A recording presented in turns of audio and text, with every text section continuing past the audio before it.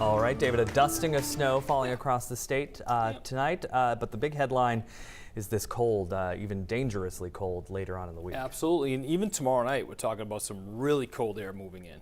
And at the end of the week, that's when we're going to see that dangerously cold air. Yeah. So right now, we do have a little bit of light snow falling out there, but the temperatures are definitely not as cold as we're going to see later on in the week. But northern portions of the state, we're in the lower teens. Caribou down to Millinocket in your upper teens at 18 degrees. Calais 21 down to Bar Harbor. You're at 25 degrees. Wiscasset 29.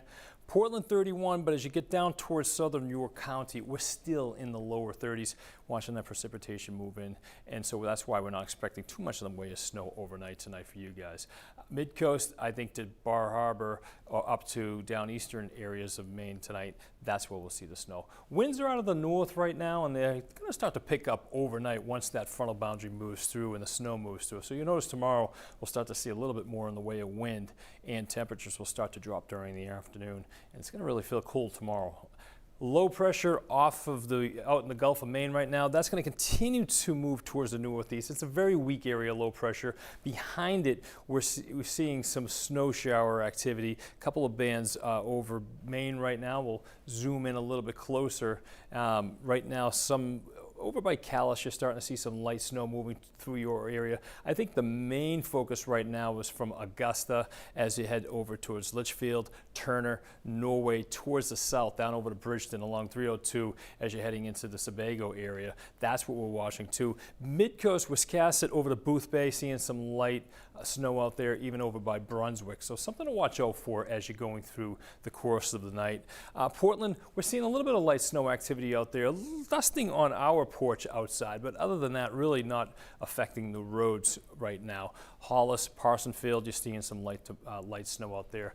Down towards southern portions of York County, even seeing some raindrops mixed with some of those snowflakes. So it's really kind of a wet snow, really not too big of a deal. But overnight tonight, we'll watch the timestamp by 3 o'clock. You're seeing everything shifting towards the south and towards the east. I think mid-coast over towards down east, I think that's the best chance for seeing any accumulating snow. And look at the temperature starting to drop into the teens north and mostly in the mid-20s as you head down towards the south. By tomorrow morning, down east, that's the last of the snow. You see a couple of snow showers, Bar Harbor over to Eastport, over to Calais.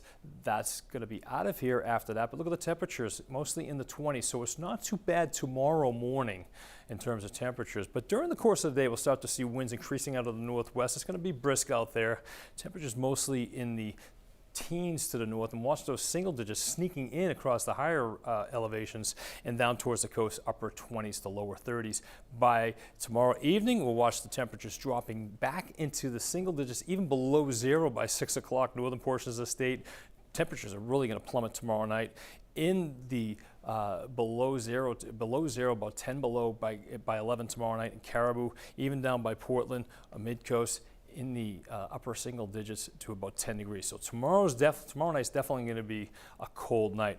In terms of snowfall, again, I think the best chance to see 1-2 inches is along the mid-coast to down east, but that's pretty much it. Maybe a couple of inches across the higher elevations.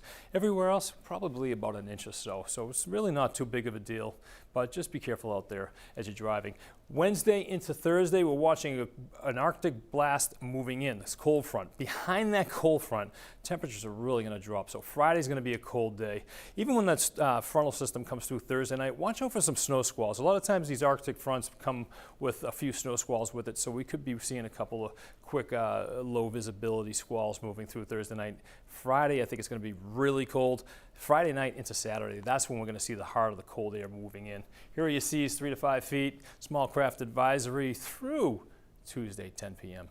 And again, as far as that Arctic blast we're talking about towards the end of the week, it's short-lived, so that, I guess that's some good news, but the temperatures are really going to be cold. We'll see teens below zero across much of the area that Friday night into Saturday morning. Saturday morning is just going to be one of those days you just don't want to get out of bed, kind of, turn the heat on and just kind of sit there and wait it out. By Sunday, though, we could see some scattered snow showers, but look at the temperatures by Sunday. Even into Monday, we're pushing into the 30s, so definitely a quick blast of cold air, but it is going to be cold. Yeah, it is. A good excuse to be lazy, though, this I weekend know, it's if you're a looking Saturday forward to morning. it. Yeah, we'll see. We'll see. Now, It's only Monday. Yeah, I know, right? We're already looking at the weekend. Thanks, David. All right, thank you.